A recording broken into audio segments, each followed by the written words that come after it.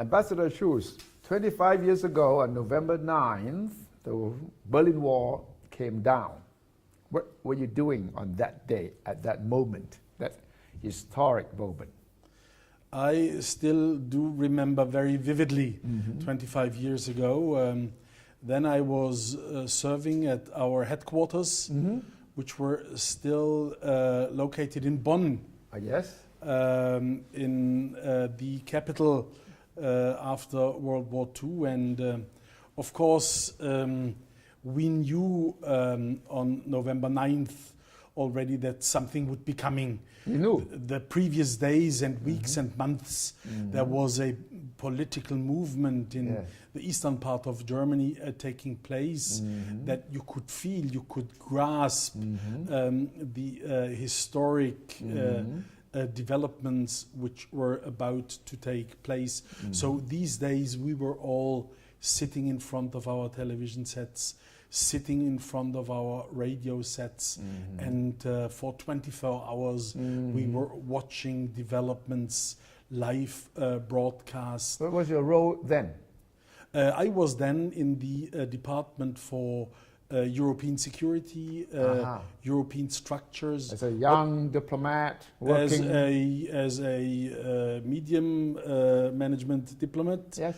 What we call the OSCE, Organization for Security and Cooperation in Europe. Yes. This overall framework from Vladivostok to the United States. And of course in this department also it was our operational job to follow developments in the eastern part of Europe, but also in eastern Germany very closely. So what was your thinking then when you saw the picture live on TV showing people jumping onto the wall and trying to break it down?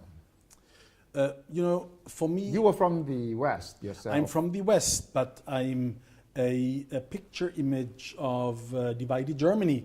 My mother's family from the West, from the city of Karlsruhe in the Black Forest. My father's family, up to the present day, incidentally, from the East. So the division of Germany for my family always was something very personal. It was not only a political, historical phenomenon, but a situation which our family experienced every day. It was very difficult to keep up family relations with my aunties, uncles and cousins in the East. And when finally the wall came down on November 9th, we knew this would also mean a family reunion again, that our family would grow together again, that it was Germany, the two parts reuniting, but also a family reuniting. So there was a strong sense of joy and excitement. But it was still quite uncertain when you saw the picture, the live picture of people, young people jumping up on the wall. But obviously you didn't know that it was going to be really happening, meaning that it might just be a flash of news. Then things could go back, right? Or did you think at that time that that was it? The wall was going to come down? We thought that was it, because as I said already the previous months, there was a very strong civic movement, people taking it to the street, voicing their opposition to the Stalinist regime in Eastern Germany, people asking for freedom of movement, freedom of opinion and assembly. There was a growing current, a civic current, and in a way 9th of November was the crowning moment. So did you run from Bonn to Berlin? I did so. You did? I did so. What time was it? It was not the very night, but a couple of days later I took my father, who originated from the East, and we jumped into our car and we drove across Germany, and where previously there were border controls, we just could pass through. You passed the wall? We passed the wall. Wow. And it was evident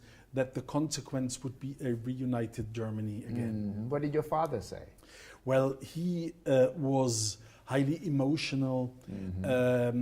He was an elderly gentleman then, and for him it was a dream come true. Right. A dream come true to see his sister, whom he hadn't met for decades before, to take her into his arms again. So these were very strong feelings. But for you, it had always been a war, right? When you were born, was the war there? I'm born with a war there, Yeah. but through my specific family situation, we always knew East and West Germany, these are not two independent countries like France and Italy, France and Germany. We always had the very strong conviction that these were two entities basically belonging together. What was the last straw? What was the one big decision or one movement that brought the wall down? I think the regime underestimated the will of the people to finally liberate themselves. They underestimated the wish, the aspiration of very ordinary people to take their destiny into their own hands. For decades, people have been under the authority of a repressive police regime, and at the end of the day, people were no longer willing to accept that. And I think the regime underestimated the strength, the longing, the wish of the people for liberty and self-determination. But it was also a very risky move by those who were campaigning for the end of the war. And of course, it was not a development limited to Germany alone. It was in Poland, in the whole of Eastern Europe. Hungary. Very important Solidarność, the free trade union movement in Poland. Yes. Then Hungary opening their borders with Austria, in Czechoslovakia, but also what happened in the Soviet Union with Gorbachev introducing a completely new approach to politics, Glasnost, transparency, and perestroika, reconstructing. So Germany in a way was fortunate to have that environment where we could decide on our reunification. Do you think Gorbachev played a role in that? Gorbachev played a very important and decisive role. Without his agreement, German reunification would not have come about. The United States played a very decisive role. Without their moral support, this process would never gone ahead. And as our then Chancellor Helmut Kohl said, German unity and European unity are two sides of the same medal. So the process of German reunification was and is integrated in the process of European cooperation. But was West Germany then ready or prepared to take East Germany into its own economy? Well, economically speaking, we underestimated the crisis in the eastern part of Germany. Eastern propaganda always had it that, after all, this was a rather successful economic model, maybe not to be compared with a free market economy, but after all, not doing so bad. So when reunification came closer, we came to realize that their economy was really down, and that, as a matter of fact, the economic and financial survival of Eastern Germany would not have been guaranteed for a long time anymore. So it was a very big burden economically for West Germany at the time. It was a big burden, and there were trillions and trillions and trillions of Deutschmark or euro in transfer payments to bring Eastern Germany up to their own feet again, to redo the infrastructure and to help the country to rebuild themselves. Has that problem been solved now? Is the economy now back to normal for Germany? I think to a large extent. If you drive across Germany these days, crisscrossing the country, you will hardly realize where you are. You will hardly notice where you are. There has been tremendous progress in the eastern part of the country. Let's take the hometown of my father, Halle, as an example. Halle is in the industrial heartland of the eastern part of the country, chemical industry, and now they have redone the historic city center. It's really such a nice experience to be there again. Halle, of course, very well known through the composer Handel, who originated from there. So it is really wonders which have been completed there. So reunified Germany is now actually one. There's no question about that. No question about that. No question about that. No turning back. No turning back anymore. And is this a good model for other countries? Korea? Well, of course, many people ask us whether this could serve as a role model for Korea. I think you never can do a carbon copy of historical processes. I think the one lesson learned from German reunification is if there is a historic window of opportunity, use it. Don't waste it. Don't hesitate. Despite the price, despite the price, economic cost, you must be willing to shoulder the economic cost and the burden, whether it is Germany or Korea. But if the window of opportunity opens, take your chance. It may not present itself a second time. And this is what happened 25 years ago. This is what happened 25 years ago. You didn't actually expect it to happen so soon, but when it happened, you took the opportunity. You seized the chance. Is that right? Because you didn't actually planned it that way. No. West Germany had not actually planned November 9, the wall came down, and the next year you could reunify, or a few years later. No, that wasn't in the plan. No, there was no master plan. No. But there was always a very strong position of our governments to keep the German question open and to keep eventual German reunification on the international agenda. Now, you are quite right. Many people in Germany and in other countries got accommodated to the status quo. They accepted the two German states as a fact of life. So also many of our friends and neighbors were taken by surprise when German reunification approached.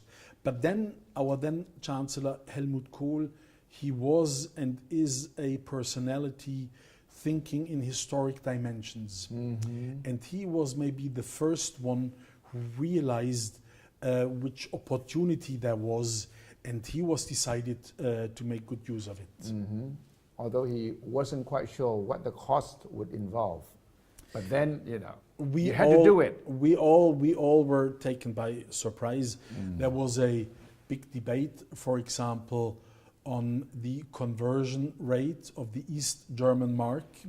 Should it be converted on a one-to-one basis, yes or no? In the end, we took that decision, which was from a monetary or economic point of view rather dangerous. But the decision was taken in political terms. In political terms, to integrate the eastern part immediately into the Western economy. So even Helmut Kohl was taken by surprise, November 9. Helmut Kohl on November 9th was on a state visit in Warsaw in Poland. Yeah, so he didn't expect it. He didn't expect it. Poland, a very important partner for Germany, then and now. And when people in East Berlin took it to the streets Yes. and climbed the wall, Yes. Helmut Kohl immediately cut his state visit short and went the very same night to East Berlin and to West Berlin to be there to witness these processes. So, can you say that November 9 was the beginning of the end of the Cold War? I would say so. I mean, the wall divided not only Berlin, the wall divided not only Germany, but Europe as a whole. And the whole world. And the whole world in a way. Two camps. Two camps. And in the aftermath of the fall of the Berlin Wall, Central and Eastern European countries became members of the European Union. That's a wonderful process that today Europe as a continent is united again, that Poland, Hungary, the Czech Republic, Slovakia, and so on and so forth, they are members of the European family again. That is a wonderful development. And yes, I would agree with you, it all originated in 9th of November in East Berlin. Also the beginning of the end of communism, you think? Yes, I mean the communist model proved to be utterly unsuccessful in political terms, in economic terms, in social terms. People were never convinced of the state systems they had to live in. And it just showed over the decades that a regime, that the communist regimes could not suppress the civic aspirations of people in Eastern and Central Europe. So what have been the lessons learned in the past 25 years? I think the best role model for Europe is cooperation, close integration, to join hands, to tackle the manifold challenges which we face today in a global world together, to work with each other, not against each other. The European Union is a tremendously successful framework, something we never had on the European continent before. Come to think of it, since 1945 there is peace and stability and prosperity within the framework of the European Union. I think, once again, you cannot do a carbon copy of historical processes in Europe. But I think some lessons learned, as you have said, is cooperation. That's the name of the game. Join hands, tackle, approach common challenges together. Then it becomes win-win for all countries concerned. So what can ASEAN learn from EC? Can we become another EC integration of ASEAN? Well, can we be as successful as EC? My good friend, former Secretary General of ASEAN, Surin Pitsuwan, always said, Europe is an example, not a model. There are lessons learned, and I think ASEAN is on a good way. Now we are on the eve of AEC 2015. Yes. In a way, AEC 2015 is very much comparable to the origins of the European Union in the 50s and in the 60s, to create a common space with free movement of persons, goods, services, finances, and so on and so forth. And again, like in Europe in the 50s and 60s, AEC 2015, the way I understand it, won't be a big bang development, but rather a evolution, phase-in, an evolution. But I'm convinced of the finality of ASEAN, AEC 2015 will be a game changer in the long run and forge ASEAN into an ever closer community of nations. So the same way that Korea should not look at the German reunification as a carbon copy, ASEAN should not look at EC as a model, but learning from the experience. Is that right? Both sides, the reunification and integration. I would subscribe to the way you put it, precisely. There may be lessons learned from the European integration process. There may be aspects of the European integration process which just don't apply for ASEAN. But I think the thrust of it, Europe can make a lot of experiences available. This year, the 25th anniversary of the fall of the Berlin Wall, the German government is making celebrations not only in Germany but also around the world. The embassy in Thailand also is marking the occasion. Yes, of course we do. We will be opening up a very nice exhibition this coming Sunday on the 9th of November in the Bangkok Arts and Culture Center, together with our friends from Central and Eastern Europe, to revisit history, so to say. And we hope that many of our Thai friends will join us. It will be a photo exhibition with documentaries and lectures, just to allow for a walk through history in a way. So you're making the transformation of Central Europe as a theme. That's as correct. well, not only Germany. Because German reunification is part of a larger process. But of course, you know that the year 2014 is a very historic year, a very historic day. We are also commemorating the 100th anniversary of the outbreak of First World War, and 70th anniversary of the Second World War. That's correct. And for example, the Embassy of France and the Embassy of Britain will organize commemorative events to commemorate the outbreak of the First World War. And then you said it's 75 years since World War II broke out, with all its atrocities, with the Holocaust, with atrocities unheard of hitherto in the history of mankind. So this is a truly historic year today. What is the message that the German government wants to send around the world with this celebration, or with these celebrations around the world? What exactly do you want to send the message? We would like to present ourselves as trustful members of the European family, as good members of the global community, as a good and reliable partner. Also here in Thailand, Thailand and Germany have such close and good relations, stretching over 150 years. Yes.